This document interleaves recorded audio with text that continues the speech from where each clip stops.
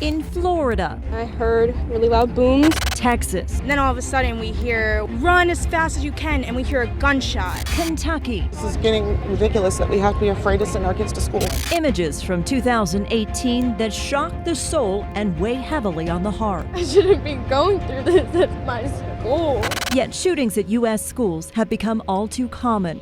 So far this year, at least 23, according to the Washington Post. That's more than any other year since the Columbine massacre in 1999. So you have to start thinking in today's time, what will I do when it happens? Not if it'll happen, but when it happens. Eric Frost is a retired law enforcement officer and security consultant in Yuma, who conducts these intense active shooter drills using a fake gun. It's a scary situation, but always be keeping your wits and always be thinking. I'm not teaching you something out of a textbook. He travels the country teaching teachers and kids how to stay safe. What we teach them is how to run, how to hide, how to fight, but also how to be aware. Even preschoolers. They're fast.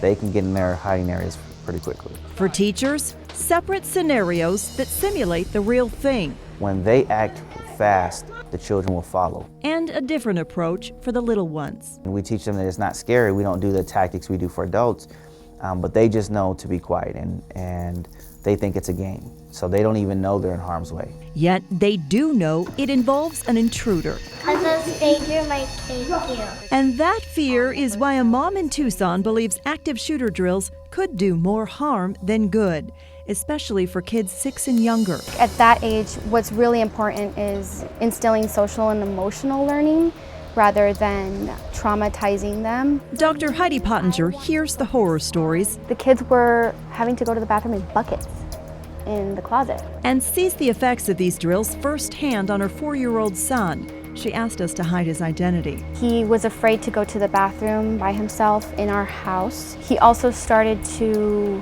play lockdown drill. And she says he recently started crying when fireworks went off at a football game. Saying and using the words, "It's an active shooter."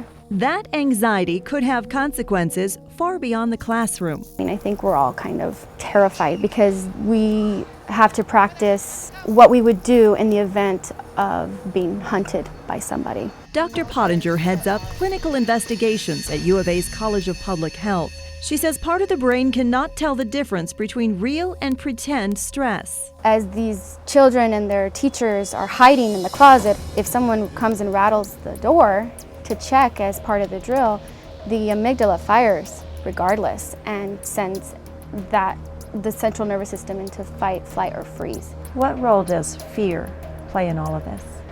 Well, it's a good question because this is a fear-based way of dealing with the problem. This is a reactive solution rather than a health-promoting solution. We always teach awareness over fear. It's not scary once you start learning that a lot of this can be avoided just by paying attention. Frost agrees the focus should be before the bullets fly. In an active shooter situation, somebody's going to lose their life. He says his job is to make sure everyone is equipped to act, even while some believe it's too much for the little ones. This kind of training can even be traumatic. The way that my company conducts it, they never hear a gunshot, they never do anything. They think they're the best hiders in the world.